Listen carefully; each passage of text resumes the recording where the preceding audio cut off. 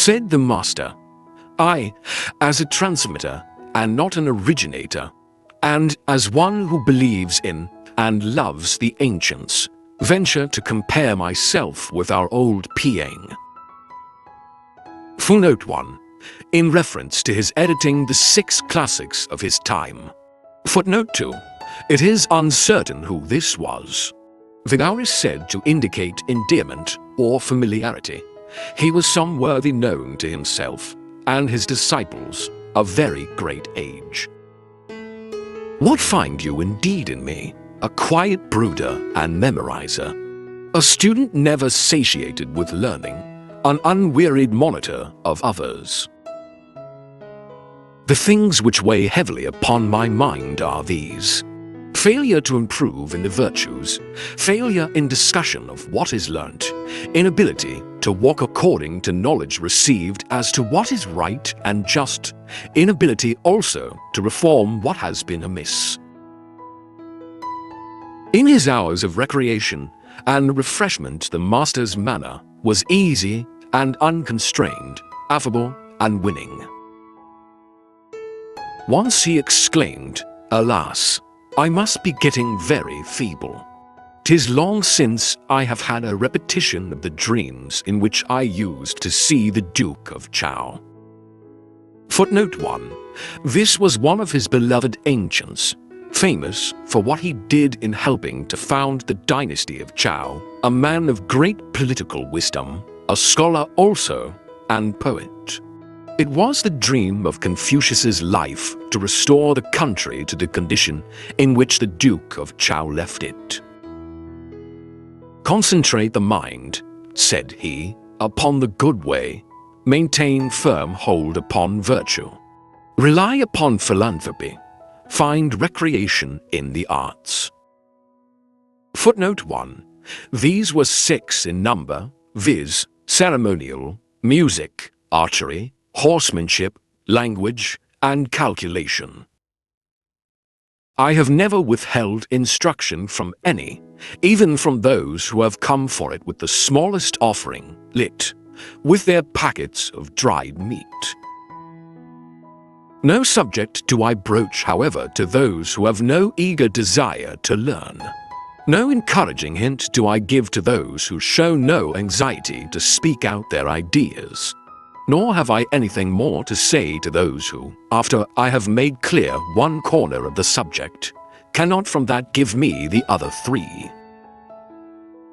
If the master was taking a meal, and there were any in mourning beside him, he would not eat to the full. On one day on which he had wept, on that day he would not sing. Addressing his favorite disciple, he said, "To you only and myself it has been given to do this, to go when called to serve, and to go back into quiet retirement when released from office." Silu, hearing the remark, said, "But if, sir, you had the handling of the army of one of the greater states, whom would you have associated with you in that case?" The master answered, "Not the one who'll rouse the tiger, not the one who'll wade the hoe, not the man who can die with no regret. He must be one who should watch over affairs with apprehensive caution, a man fond of strategy, and of perfect skill and effectiveness in it." Footnote 1. Yen Yuan is the name given, alias Hui, always spoken of in terms of highest praise. Footnote 2. Lit. 3 forces. Each force consisted of 12,500 men, and 3 of such forces were the equipment of a greater state. Footnote 3. Zilu the Ardent here shows his jealousy and is again rebuked. Footnote 4. Quotation from Shiking. As to wealth, he remarked, "If wealth were an object that I could go in quest of, I should do so even if I had to take a whip and do groom's work. But seeing that it is not, I go after those objects for which I have a liking." Among matters over which he exercised great caution were times of fasting, war, and sickness. When he was in the state of sea, and had heard the ancient Shao music, he lost all perception of the taste of his meat. I had no idea, said he, that music could have been brought to this bitch. In the course of conversation, Yen Yu said, "Does the master take the part of the Prince of Wei?"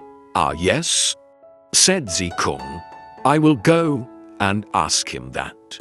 On going into him, that disciple began, "What sort of men were Pei the Ansha Zi?" "Worthies of the olden time," the master replied. "Had they any feelings of resentment?" was the next question. "Their aim and object," he answered, "was that of doing the duty which every man owes to his fellows, and they succeeded in doing it. What room further for feelings of resentment?" The questioner on coming out said, "The master does not take his part." Footnote 1. The Prince of Wei was resisting his father's claim to the dukedom. The father had had to flee the country, and the son had thereupon succeeded the title. Now the father had come back. The question is, should the son resist the father? Footnote 2. See note.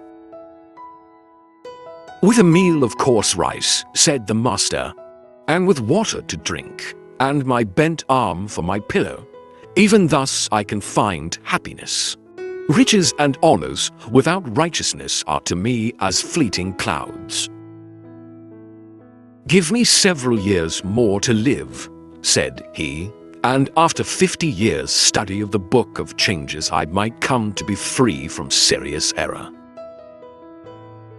Footnote 1. The Yiking. The master's regular subjects of discourse were the books of the odes and history, and the upkeeping of the rules of propriety. On all of these he regularly discoursed. Footnote 1. I submit the rendering of Ya. two Chinese scholars who are divided between the commentators. 常 And 正 Kong Si's dictionary gives both meanings for the passage, but will not decide. The Duke of Shi questioned Zilu about Confucius, and the latter did not answer. Hearing of this, the master said, "Why did you not say, 'He is a man with a mind so intent on his pursuits that he forgets his food, and finds such pleasure in them that he forgets his troubles, and does not know that old age is coming upon him?' As I came not into life with any knowledge of it," he said, "and as my likings are for what is old, I busy myself in seeking knowledge there. Strange occurrences, exploits of strength, deeds of lawlessness, references to spiritual beings, such like matters the master avoided in conversation." Footnote 1. Yet once he is represented as saying this of them, how abundantly do spiritual beings display their influence.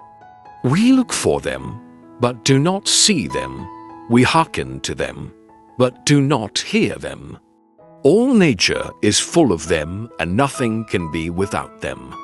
And so on. Doctrine of the Mean, Chapters V. Let there, he said, be 3 men walking together.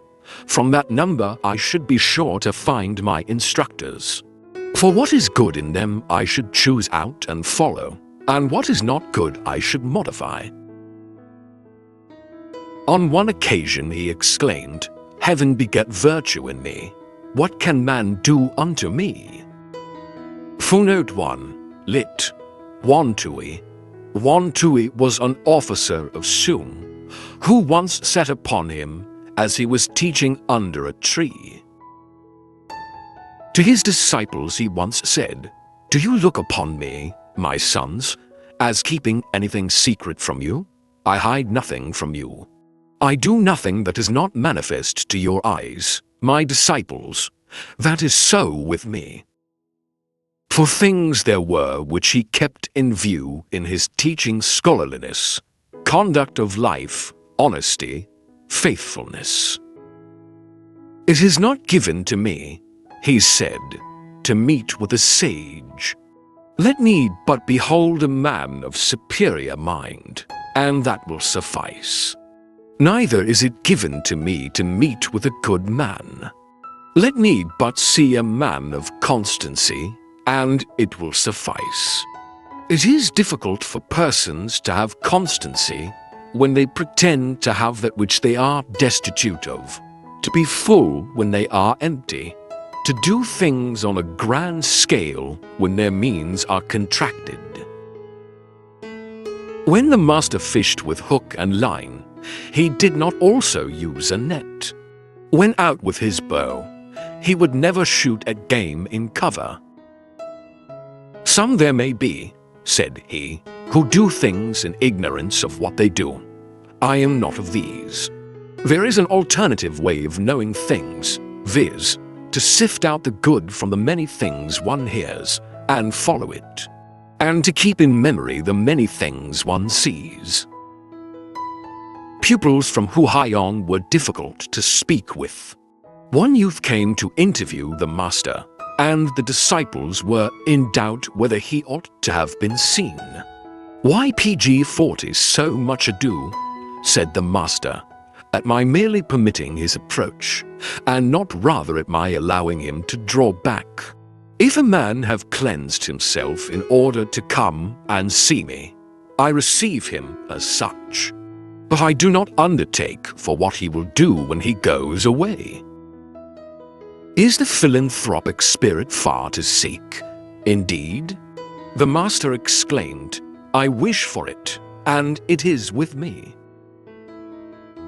The minister of crime in the state of Qin asked Confucius whether Duke Shou of Lu was acquainted with the proprietors, and he answered, "Yes, he knows them." When Confucius had withdrawn, the minister bowed to Wu Marquis, a disciple, and motioned to him to come forward. He said, "I have heard that superior men show no partiality. Are they, too, then, partial?" That prince took for his wife a lady of the Wu family, having the same surname as himself, and had her named Lady Zi of Wu, the elder. If he knows the proprietors, then who does not? The disciple reported this to the master, who thereupon remarked, "Well for me, if I err in any way. Others are sure to know of it." Footnote 1. The surname.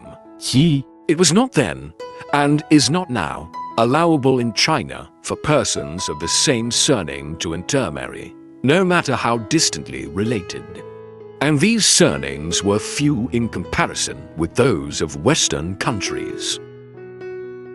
When the master was in company with anyone who sang, and who sang well, he must needs have the song over again, and after that would join in it.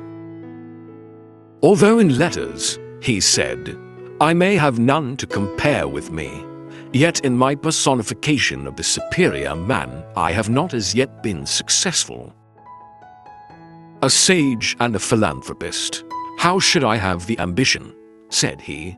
All that I can well be called is this: an insatiable student, an unwearied teacher, this, and no more. Exactly what we, your disciples, cannot by any learning manage to be, said Kong Si Hua. Once when the master was seriously ill, Zi Lu requested to be allowed to say prayers for him.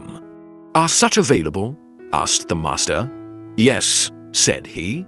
And the manual of prayers says, pray to the spirits above and to those here below.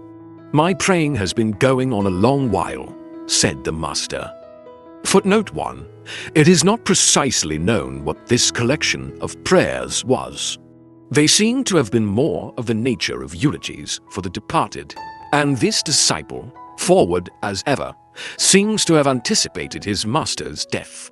Noteworthy is the sage's answer, meaning, my life has been a prayer. It was true, and yet it savors a little of self-satisfaction. Lavish living, he said, renders men disorderly. Miserliness makes them hard. Better, however, the hard than the disorderly. Again, the man of superior mind is placidly composed. The small-minded man is in a constant state of perturbation. The master was gentle, yet could be severe, had an overawing presence, yet was not violent, was deferential, yet easy. Thanks for watching. Please like the video and subscribe to the channel for more excellent content.